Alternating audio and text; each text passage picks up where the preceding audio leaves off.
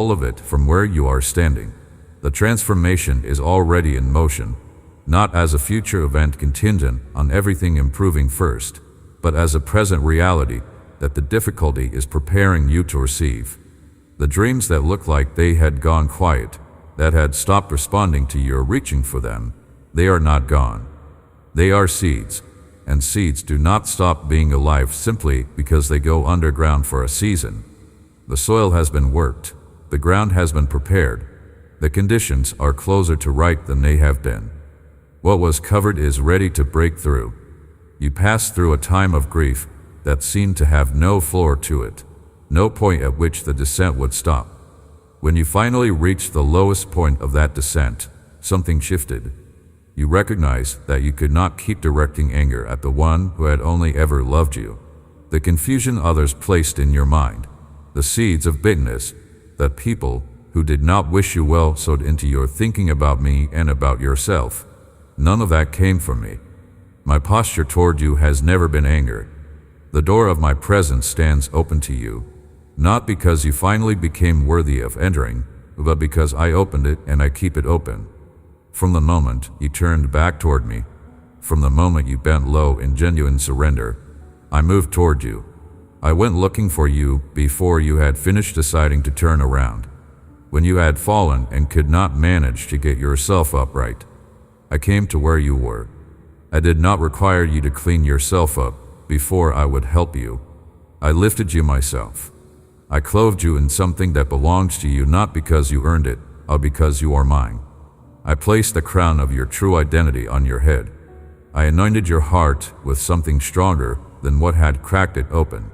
I will keep writing these words into the interior of your life, forming in you a capacity to stand steady in the face of doubts that will still attempt to find you.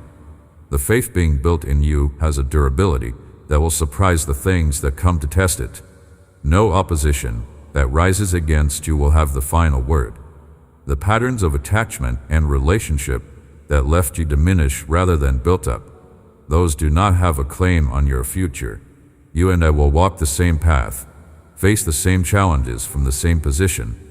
I want you to learn to use what I give you, and I want you to keep asking me for help when the weight of the struggle rises above what you can manage alone. Here and always, that asking will be received. Fear is not your forecast. Peace is your future. I know that these words produce something in you as you receive them, a stirring, a loosening of something that has been held too tightly for too long.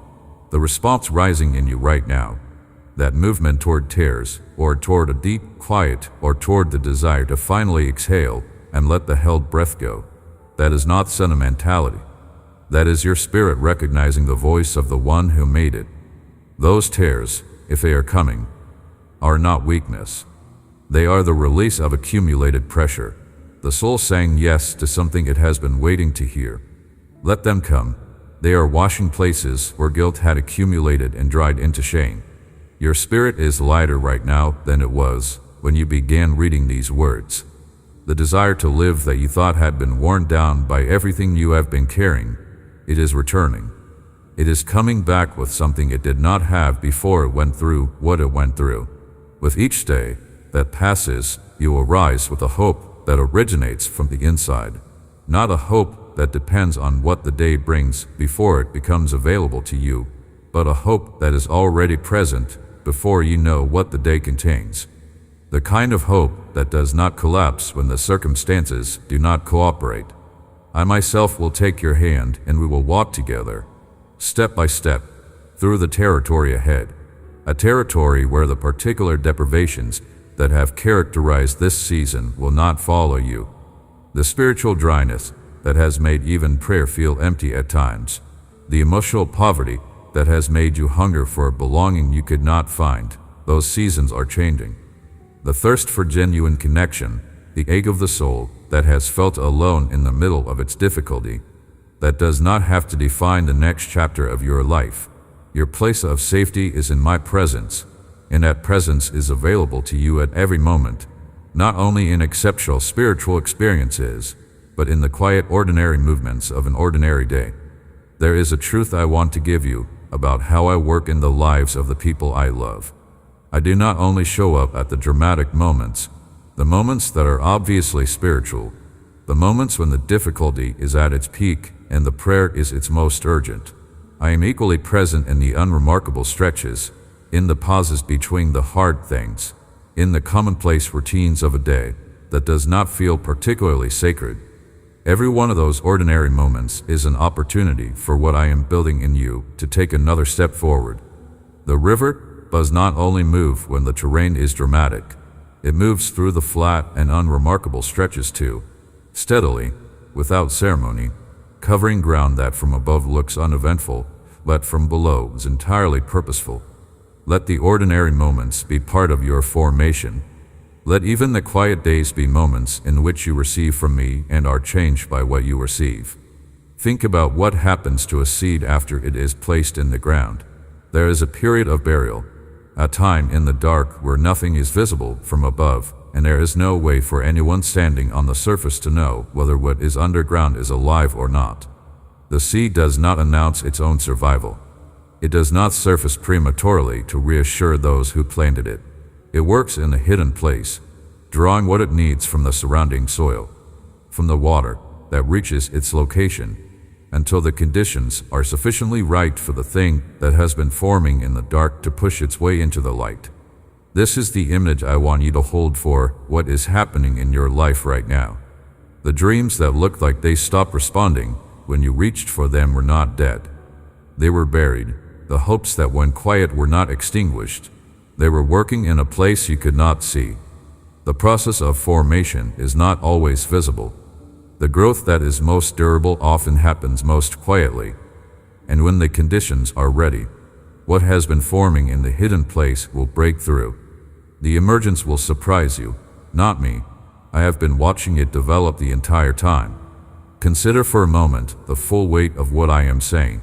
In all the universe, with everything that is happening across the expanse of creation, I am here with you. My attention is not divided in some way that makes what reaches you a smaller portion than what was available. My full awareness rests on you, on the specific situation you are living in, on the fear that has been following you and the terrible circumstances pressing against your life. Think about a father who looks at his child with a love so comprehensive that it accounts for every flaw, every failure, every terrible choice, every moment of pulling away, and still regards the child with something so far beyond tolerance that it has to be called delight. That is the lens through which I look at you, not with the cold assessment of someone adding up your deficits and deciding whether the sum is acceptable, with the Father's eyes, with a tenderness that does not require you to first improve before it becomes fully available. Everything made in the created order. Every tree that finds the strength to root itself in difficult and rocky ground and grows upward anyway, because that is what trees do. Every river that carves its patient way through stone and valley to reach the place it was always moving toward. Every storm that eventually breaks open and passes and leaves the air changed and clean behind it. All of it was made for the world you inhabit, and you were placed in this world for reasons that extend beyond what you can currently trace. The trials that are pressing against you right now are not your destination. They have a duration. They are not the final word on what your life means or where it is going. You will still be standing when they are finished, and what remains standing will be more fully itself than what entered the pressure. Something I want you to understand about the nature of the help I bring. It is not the kind that removes you from the situation and places you somewhere easier. It is the kind that enters the situation with you and changes what the situation means and what it does to you. When a tree is growing in difficult soil, in ground that is rocky and dry and resistant to growth, the tree does not overcome the difficulty by being transported to better ground.